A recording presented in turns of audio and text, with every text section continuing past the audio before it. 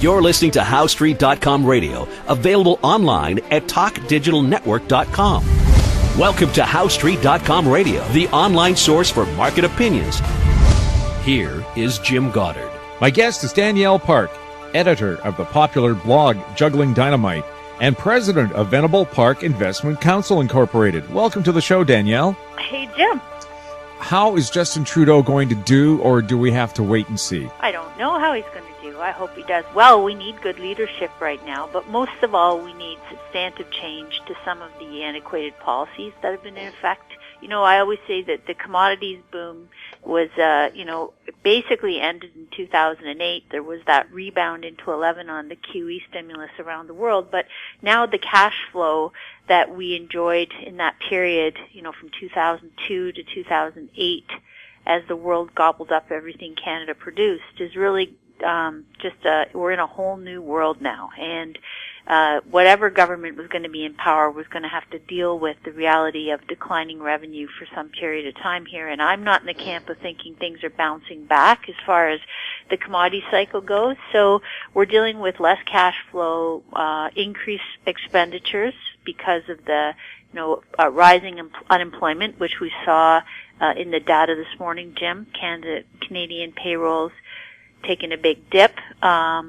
So, it's not going to be easy for whoever is going to be trying to, walk this thin line between, on the one hand, people wanting more infrastructure, stimulus spending, and concern about debt and keeping debt controlled. But I say it gives it affords an opportunity for us to do a complete review of all these status quo spending programs and subsidies and special breaks and everything that's been on the table, say, for the last decade. And what you find is there's been this preponderance of money flowing into the late great sectors, which were commodity-centric, energy, and specifically to finance, right? Since the 2008 recession, the banks have had an incredible leg up over everyone else. And now is an opportunity for us to really scrutinize all of those past decisions and make sure that they still seem reasonable on a sort of a budget review process here.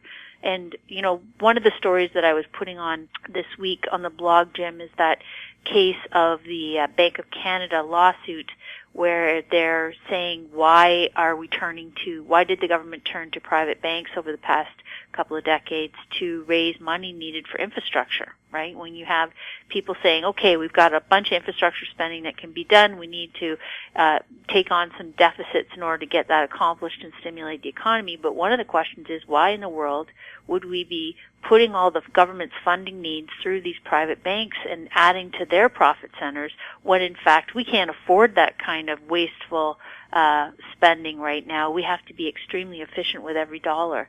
So I think that's really the lesson of this election outcome, is just this opportunity to go back and review and navigate and sort of recalibrate our budgets to this new world order we're in. If you listen to This Week in Money on this channel, my guest is Ellen Brown, who is a proponent of exactly of what you talked about. She said, let's go back to the old Bank of Canada, the old Bank of America, where you as a citizen could borrow money at whatever the set central bank rate of the country was. And in Canada right now, that's 0.5%. In the U.S., 0%. And up until 1974, that's exactly what Canada did. It borrowed from itself, interest-free, paid back itself for projects. And if we had continued that monetary policy, right now Canada would be running a monster surplus, and you would be paying much lower taxes. And we could afford so much more, right? That's the thing. I think, again, after the credit rush, we've got this massive debt overhang. We've got demographic weight from aging populace everywhere. We have a lot less money to waste, okay? And in that environment, people typically get much more efficient and frugal, which can be a very positive outcome of, that type of climate. So,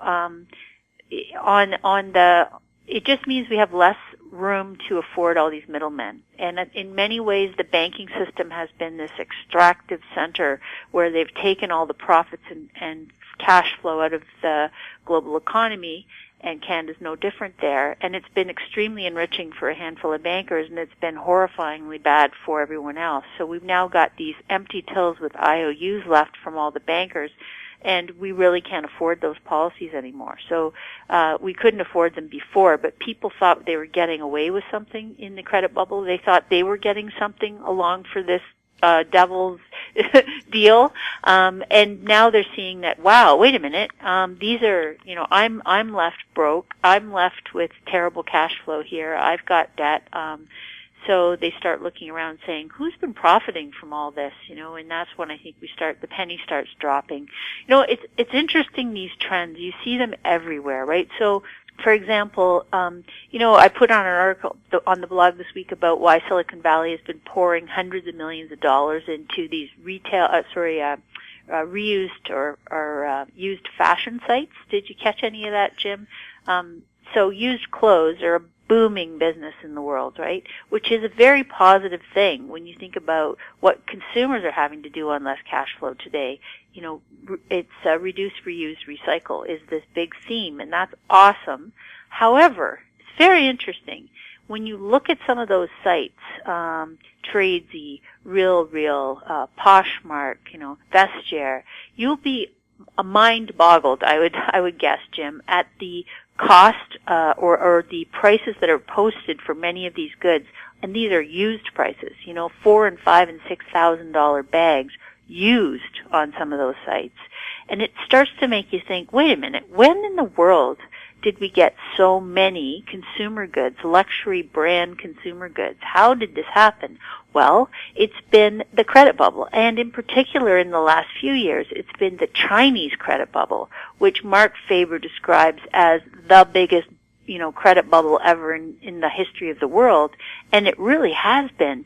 And so all these aspirational brands, the Coach, the Fendi, the Michael Kors, all these brands really went, first of all, they took off in the U.S.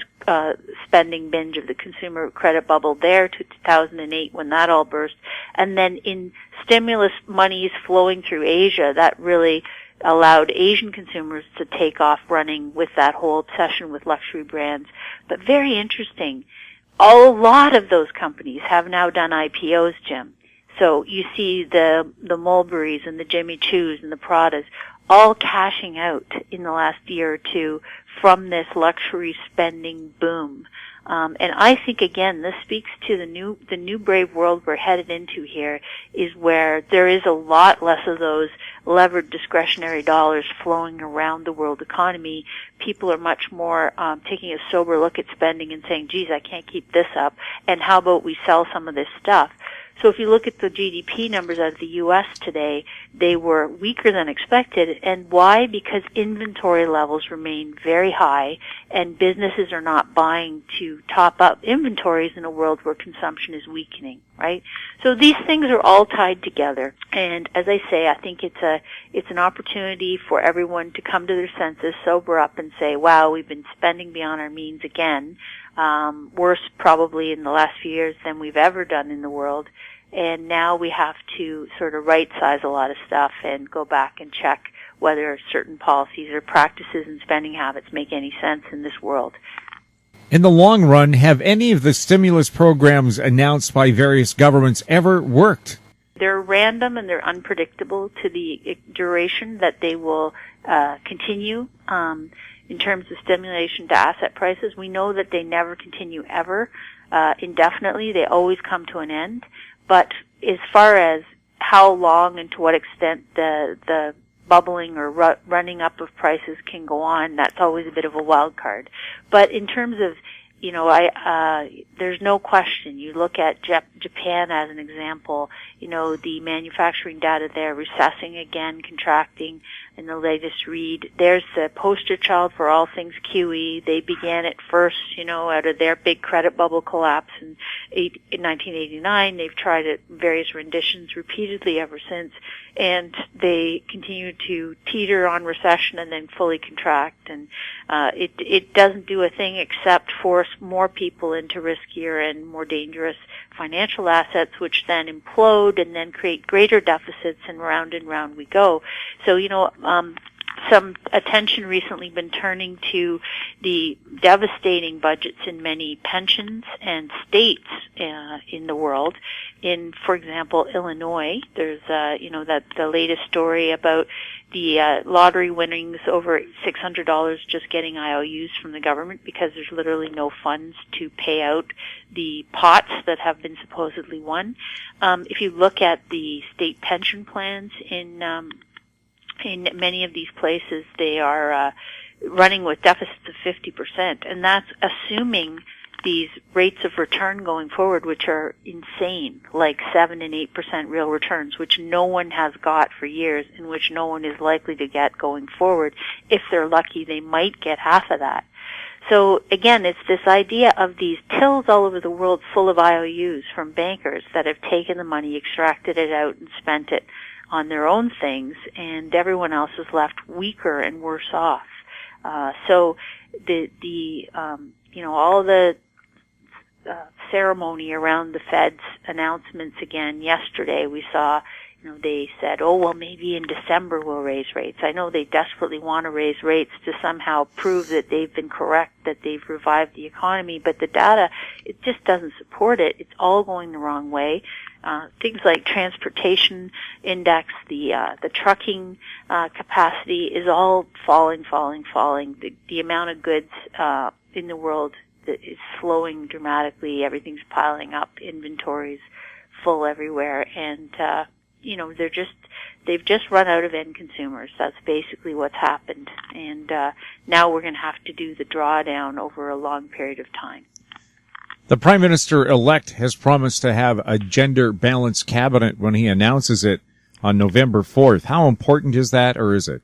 Well, gender balance is actually one of the big stimulative ideas for the world economy. If people could figure out ways to get women more participatory in positions, both in government, in corporations, more equal representation, and pay for work, it would actually stimulate the global economy in a very organic way to have more people. See, this is what one of the biggest problems is. We've got this concentration of wealth that has got so insanely skewed in the past few years to the asset bubble folks who have taken out huge pay bonuses and gains when assets go up, and then everybody else who's been left behind largely in wage increases. And we know that, a billionaire isn't going to spend that much more money on anything with a second $1 billion. However, if you take that $1 billion and spread it out and a bunch of people have more wealth, the net benefit or net increase in demand and spending is much better when the wealth is over a bunch of people than concentrated in the hands of one or two. Well, the same argument goes for women. One of the reasons that we had a boom in consumption in the 1970s was partly to do with the baby boomers, but also because women came into the workforce. And so households suddenly had greater capacity to spend and stimulate demand. And that same thing could happen today if we could sort of go back and increase, again, the amount of people participating and earning decent wages would buoy up the amount of people who are able then to buy goods and services in the economy. So it's part of it for sure, although there's lots of talk. What I see in all of these situations, it's a very common issue, and that seems to be the status quo. The status quo, and I think this has always been the case, has whoever is enjoying the most sort of unfair advantage or benefit or control over systems and policies at a given time is very loath to give that up, and that's probably understandable. But to the extent that we allow that to go unchecked or we don't have any creative destruction, is to our own it holds everything back, right, to our own cost and demise. So the quickest way back to prosperity from the current sort of rubble of the credit bubble is going to be to stop the gimmicks and games, to stop allowing some people to do, financial magicians, stop putting faith in all the central bank shenanigans and focus again on what really matters. So what really matters is wasting less and saving more, being much more efficient with cash that is available, letting more and more people have some of the retraining benefits and advantages of getting themselves into the workforce so that they too can help pull the consumption cart. Wasting less on things like energy costs, which, as I've said before, greater efficiency comes from lower costs, not higher costs. You're going to get more output if you can figure out ways to retool the economy into more efficient resources. So all those things are actually excellent ideas. And infrastructure spending, by all means, is a decent approach, to help smooth over the downturn and weakness that's in the economy. But right now, you want to make sure that everything we're doing is a long-term benefit or add to the economy, rather than, the quick fix stimulus that most countries undertook in the 2008 recession was an extend and pretend strategy that funneled funds into the hands of the bankers, but nothing really substantive in terms of, transforming the organic demand and systems of the real economy. I think this time we need to forego all the quick fix, throwing more credit at people and, trying to get that kind of false economy going and focus more on what makes sense on a longer term window. We'll have more with Danielle Park right after the break. I'm Larry Ray, President and CEO of American Manganese, Inc., listed on the TSX Venture, ticker symbol AMY, A-M-Y, with proprietary patents in the U.S., China, and South Africa. Our focus is on recycling lithium-ion batteries for electric vehicles. China recently legislated the responsibility for recycling onto their electric vehicle manufacturers and importers. For more information, please visit AmericanManganeseInc.com or phone me, Larry Ray, at 778-574-4444. More and more people are looking to the internet for intelligent, riveting, and thought-provoking interviews. To advertise on the Goddard Report and TalkDigitalNetwork.com, call 604-699-8600, 604-699-8600. Welcome back. We're speaking with Danielle Park. Danielle, what's your take on Donald Trump's recent statement? I grew up tough in Brooklyn. I started off with only $1 million loan from my father. And after that, after working hard, I became a success.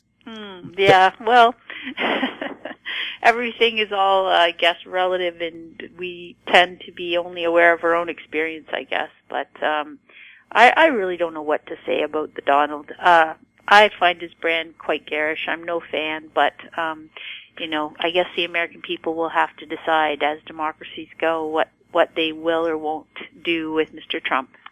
Neurosurgeon Ben Carson is leading him among decided Republicans right now. So it'll be interesting to see if that makes any difference. I noticed there's generally speaking a aversion to conservative governments going on in the world right now. And, if you think about it, that makes some sense to me too, because historically we know that corporate profits, as an example, have been at an all-time high ratio relative to workers' pay in the past, say, 10 years. And typically when you get that kind of extreme disparity, historically you will get a period of mean reversion thereafter, where workers begin to acquire greater rights and pay hikes go more to the working populace than they do to the executive class. And I think that mean reversion is speaking something about the tendency of conservative governments to be seen as pro-business. And you're seeing they also tend to be aligned with the commodities and energy cycle, Jim. So if you think about it, finance and energy tend to be conservative enclaves, and both of those have had an unduly good run from 2000. But now I think, as I said, that commodity supercycle having been over, the credit boom having already gutted the strength of everyone, we can't add more growth by incrementally increasing credit from here. So I think now we're in this period where the corporate profits will mean revert, and the shift or the populace tends to focus more on more liberal or less conservative governments, more democratic. More Democrat, if they are more democratic, is not necessarily true, but that's the perception. And I think, so you may see, it'll be interesting to see if the Republicans get any, actually get into power in the U.S. But giving, what we saw in the Canadian election recently, Jim, you can see that there's a general kind of aspiration for change in the world, and to the extent that these conservative governments were sort of in power, you wonder, whether we're going to see that switch in the U.S. yet. Bernie Sanders, who's running up against Hillary, he's in favor of a Canadian-style healthcare system. Does that make sense for America? Well, the math has to make some sense. I'll tell you what makes a lot more sense than anything else is if people start focusing on their own health in terms of, improving what they're putting into their bodies. I mean, we know that something like 90% of the costs in the healthcare system, whether it's Canada or the U.S., could be completely avoided if people would take some responsibility for their own health. And, I've been writing, there's been some excellent segments recently on CBC about, the costs of sugar on the physical body, the impact of junk food diets on the microbes that live in our bodies and in our gut in particular, and how that has such a huge impact on people's, general health, on their weight. Their ability to keep their weight in a healthy level has so much to do with these microbes that normally would be in our bodies, but with our manufactured or highly processed diets tend to get eviscerated over time, and that directly impacts on health. So, I think that there's a lot more discussion now about the inputs into the body. And again, you go back to this period where we look at the math of how can we have a system of all these aging people and all this horrendous physical health. How can we pay for it, whether that be Canada or the United States? No system can actually sustain, just perpetually escalating costs where few and few healthy workers exist, never mind paying into the thing. So, I think it's all these healthcare regimes have to be scrutinized, and probably more, user pay. And again, going back to those who choose certain lifestyle habits have to have a higher risk premium, probably pay more than those who are trying to be more health conscious. It's going to be back to a realization that the individual choices have a lot of impact on what the cost structure looks like. People should read the ingredients of what they're eating. I'm shocked at how much sodium they put into everything.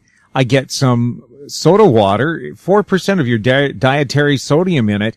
Why do they have to put salt in water? Well, this is another whole can of worms, Jim, but basically big food, again, very controlling of policy, very much the lobbying effort that dictates what's disclosed on packaging. And the point would be that we need to have transparency so that if people want to choose to make a bad decision or to take on too much of a particular calorie or sugar or salt, that they are doing it by free choice, and then we go back to, therefore, they should pay a higher premium for those choices.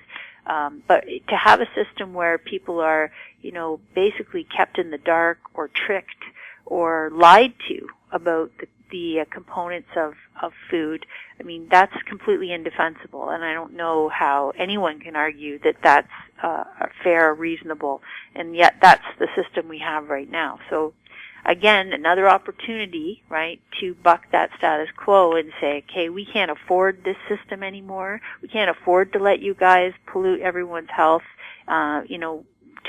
with them not being aware. We have to have disclosure so everyone can make informed and educated choices.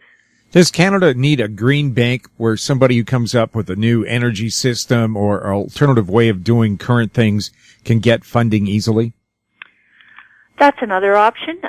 We certainly need to double down on a whole bunch of efficiency initiatives, and we have galloping technology right now in the world that is allowing us to make so much progress in so many ways in terms of how we manage and utilize resources. So certainly government has a role to play in that. Free enterprise has a huge role to play in that, but I think how we fund it matters. We can't afford, as I said, to let all the profits go to private banks. We have to have some, finance systems set up where venture capital can fund some of it for sure. Government has to play a role, but money should be raised with very specific earmarks to be repaid over certain times rather than just general revenue stuff. Danielle, thank you very much for chatting with us. Hey, thank you, Jim. My guest has been Danielle Park, editor of the popular blog Juggling Dynamite, and she's also the president of Venable Park Investment Council Incorporated.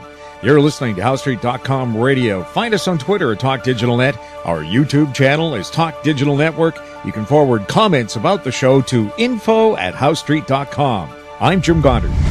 Comments made on HowStreet.com radio are an expression of opinion only and should not be construed in any matter whatsoever as recommendations to buy or sell any financial instrument at any time. Available online at TalkDigitalNetwork.com. HowStreet.com radio is a production of HowStreet Media Incorporated.